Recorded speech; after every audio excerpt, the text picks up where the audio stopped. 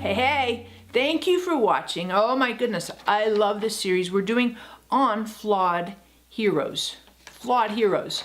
You know, we look at life and we look at movies and political figures and you know, maybe creative, artistic figures, movie, whatever, sports figures, and even family heroes. And all around us, there are people that are very heroic. Some people in history that we look at, but yet every single human hero has flaws, and it's true in the Bible as well. So today we're going to look at Gideon.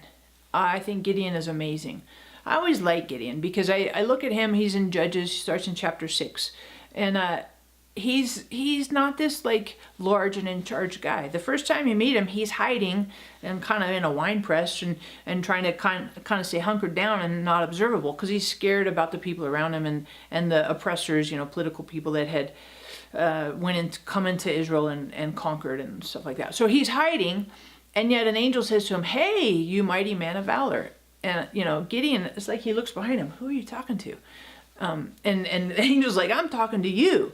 And I want to encourage you that God sees who you are. God knows your potential. God knows how you're designed. God knows the masterpiece that's inside of you that God has put inside there, the schematic, the amazing, majestic content that God has put inside of you. So God acknowledges that. And I just encourage you that despite your flaws, God still continues to pursue and come after you and encourage you. So Gideon had, for sure, he was heroic. God used him to overcome the Israelite enemy and amazing things, incredible. With 300 people, he chased down and totally obliterated this massive army and enemy against Israel. But at the same time, he also had weakness. And here's the weakness in Gideon's life. The weakness is in Judges chapter 8, verse 24.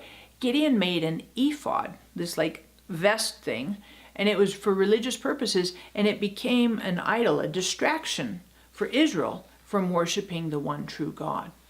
And I just think that's really tragic, because here you got Gideon, who leads the Israelites as a judge, and he does an amazing thing. God accomplishes this incredible victory through Gideon, this relatively humble, insecure, and fearful man. And yet, you see that he doesn't let God continue to work in his soul and his heart. He gets nervous that the Israelites aren't going to follow his leadership, so he sets up an idol, an ephod, for them to worship. And it takes the eyes of Israel off of God and puts it onto this idol. And I just encourage you that let's be conscientious that we always keep our eyes and our focus and our attention, our affection on Jesus. That we don't get distracted with any kind of idolatry, and we don't let fear get into our soul and accentuate any weaknesses and flaws that we have. So I just encourage you today, God has amazing things for you. You are a masterpiece. God has tremendous potential inside of you, and each of us, you and me, we have the potential to be heroic, and God is working in our flaws and continuing to help us look more and more like Jesus. So thanks for watching today.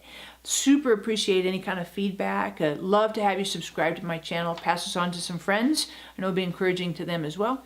And here is your joke, right? Because we always get to finish with a joke. Love the jokes, mostly, kind of. So here's a joke. How long did Cain hate his brother? As long as he was able. Right? Oh my goodness.